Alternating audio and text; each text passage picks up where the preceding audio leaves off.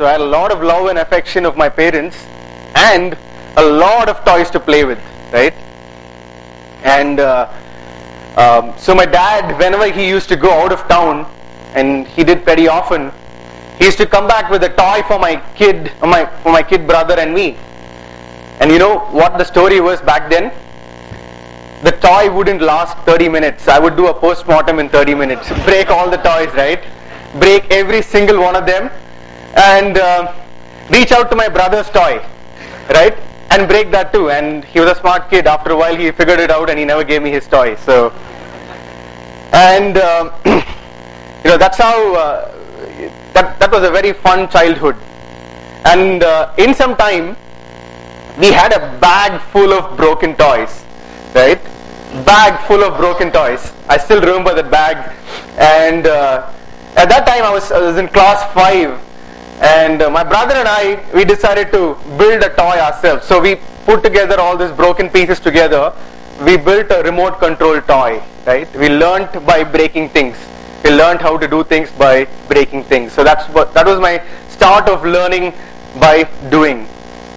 And so I went to BITS, Pilani, and I can definitely assure you my parents aren't very proud of telling people my grades. Okay, I was lucky to graduate in 4 years. Okay, and but one thing that I'm immensely proud of, right, was something that I did during my summer days. My first year summer vacation. So I had come home for a 2-month break. And my dad runs a company based in Coimbatore, and he took me to his office. And the first day I went to his office, I saw someone very, very intensely focusing on his notebook, and he was doing some calculations. I went again after a few days, and I saw him doing those calculations again, and I was very curious. So the next time I went to office, I asked him what he was doing. He told me he was doing a bunch of things. It took him 21 days to finish the set of calculations. And after talking to him for some time, I realized that it could be easily automated, right? He was doing 21 days of work just calculating some things on a notebook. So I immediately called my friends, my smarter friends of course, and I asked them, how this can be done. And they said, use Visual Basic and easy to code it. And I went out, bought a book, Visual Basic book. It took me about 30 days to code. I didn't know any coding, right? It took me 30 days to learn how to do it. In 30 days we got this up and running. It was my first year college, 2-month vacation, so got the code up and running, and it took him 30 minutes to enter the data, and that's it, right? It sort of took 21 days out of his work life. And you know what happened? After that, he told me, don't tell your dad that it takes only 30 days because my job is in trouble, right? That is a funny thing. So, yeah, so that was the second learning experience that I had, where I realized I could just learn by doing things, right? Not really just by learning from a book, but by actually going out there and doing something. You make mistakes, but there are people out there to help you. Like when I was doing the Visual Basic programming, I used to call my friends very, very often on phone. Every now and then I used to get stuck, and they were there to guide me, and we finished the program in no time at all. That was that was a fun thing that I did in college. I still look back and look at what I've contributed during college, and this is like the biggest thing that I'm very, very proud of. So after college, a friend and I were going on a run, and my friend, much senior to me, he said, so he works at IBM, and he said we were discussing about how we've benefited immensely from using computers, right? And if you really go into digging deep into my job and his job, it's really about the ability to access computer and internet and the ability to speak English, right? These are the two basic things that that required for a job. And we were discussing about it, and we went past a government school, and my friend said, do you think these guys going to this school also get a similar opportunity to learn English and use computers like both of us? So we decided to explore. So the next weekend Saturday and Sunday, both of us and along with a few of our friends, we took our laptop, went to the nearest NGO, and we said we wanted to teach the kids. They said, great, just we are always short of people to come and teach, come over and teach. And we spent a month there, sort of our summer, they ran a summer program at the NGO, and none of us were teachers. We were really, really poor at teaching, and we didn't have any curriculums, so to speak, to teach the kids, right? And we went Saturdays and Sundays, spent 2 hours each day, taught. After a month, we took feedback, and it was very, very funny. They said only on Saturdays and Sundays the kids were regular. On the other days, the kids weren't very regular, right? And we were asking ourselves, we were not greatest of teachers. We were not having a great curriculum. Why did the kids come? And then we later realized kids came to play using computers, right? They came to play using computers. So that's when we got an insight. We should cheat children into learning by giving them the computers, right? Cheat them into learning. They'll come to play something. They'll think it's fun to play. End of the day, they'd have learned something, right? So that's how we learned. We had this concept of teaching kids computers, and we decided, okay, let's just go start other centers as well to teach. So last year, so this was 2008, we were teaching at one center, 15 children and about 5 volunteers. Now we teach at 6 centers, 240 children and 60 active volunteers, right?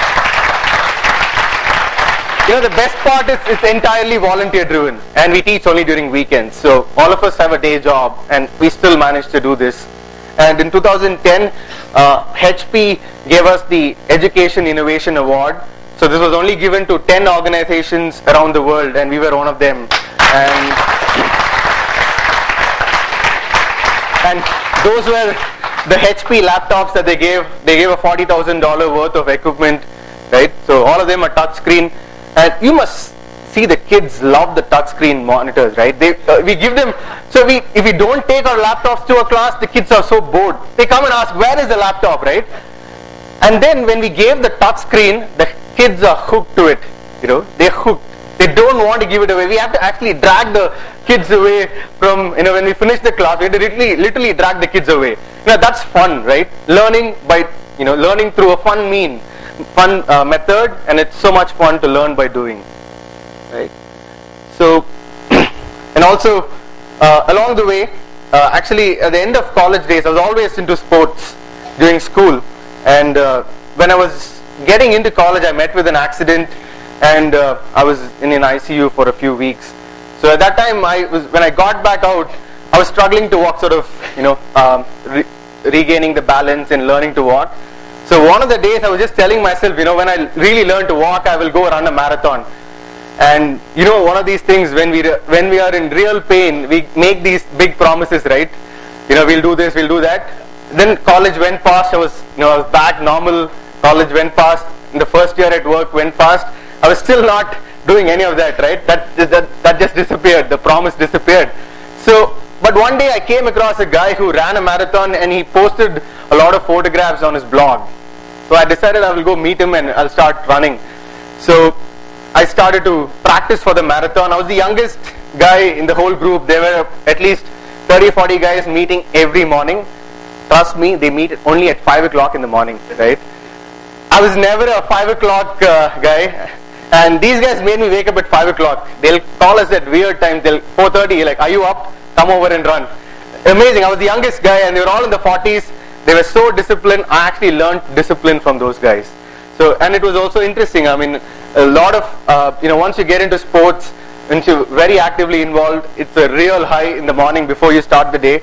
So my 5 to 6 o'clock in the morning, 7 o'clock in the morning is into sports. So I play these sports different parts of the year. I run some in the early months of the year. I run a few marathons and half marathons, and I know how difficult it is to run a half marathon without a leg. It's amazing. Hats off to you.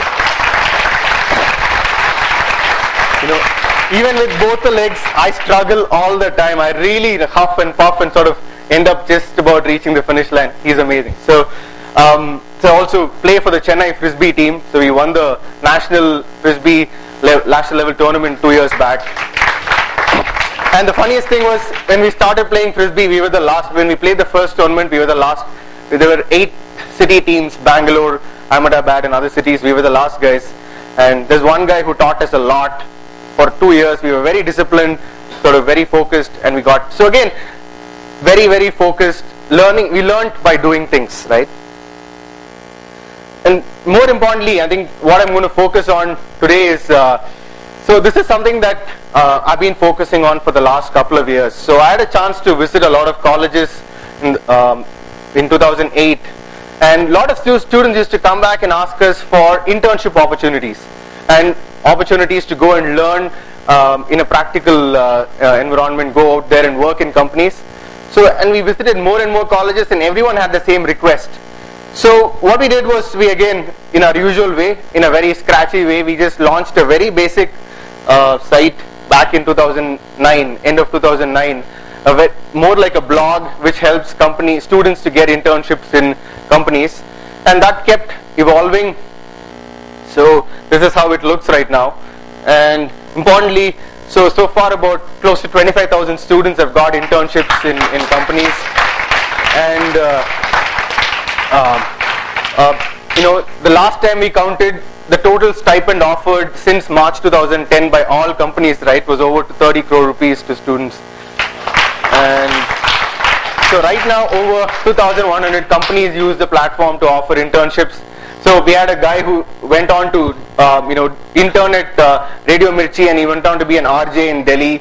We had a person who was working with WWF, Greenpeace, and also in some of the top ID companies, AMC, some of the companies like Make My Trip, ClearTrip, a wide variety of companies. And what we realized was, companies actually want students to work with them. Something for you guys to note down, right? And there was one student who actually got a chance to go on a train journey. So she was selected to be a part of this journey, and through 2019 she got to she went on this Jagriti Yatra. So this is one. And another student who got to intern at Chennai Super Kings for the entire duration, and a lot of very interesting feedback from students. This is something that our team is immensely proud of. So almost every day we get at least 20-25 emails from students thanking us for opportunities. That sort of keep us going every day. Someone who got their first money through 2019, and a lot of and a few other student feedback. So what can you guys do? A large majority here are students. So what can you guys really do? So our team did an analysis of students who've got internships in our portal, right? And what we figured out was, most of them had a real skill, right? When I mean a real skill, they did not just make up their resume. And for that reason, we removed CV from 2019. So if you're applying for a job or an internship, you need not give your resume. We've removed that. Okay. Instead, what we've done is, every time a company offers an internship, they come and list out 8 challenges. You got to take up a challenge, which means if you are applying for a computer job, you will be asked to write code there, right? If you are applying for a marketing internship, you will be asked to solve case studies there. If you are applying for a let's say a design job, you have to give links of pages that you've designed or links to your portfolio, right? And we realized that this is what really separates the real students from students who just want a job. So what we've done is, we've removed CV, right? And you have to do a real job. You should have done a real project, real skill. You should have a real skill to do a job, to get your internship. And so what you guys need to really focus on is picking up a real skill, right? Which means, if you're interested in coding, go and code, right? If you're interested in marketing, get a marketing job somewhere, get a marketing internship somewhere. And if you're interested in designing, go out there and design and have it up on the blog. So how many of you guys write blogs here? Okay. There are 2 here and only a few there. Okay. We got to get into writing blogs. How many of you use Facebook? How many of you use LinkedIn? Okay, quite a few, not bad. Okay, good. So, what can you do? You just need to be aware of the opportunities and prepare for the opportunities. Pretty simple, right? So, what you should do is do real projects during college days, right?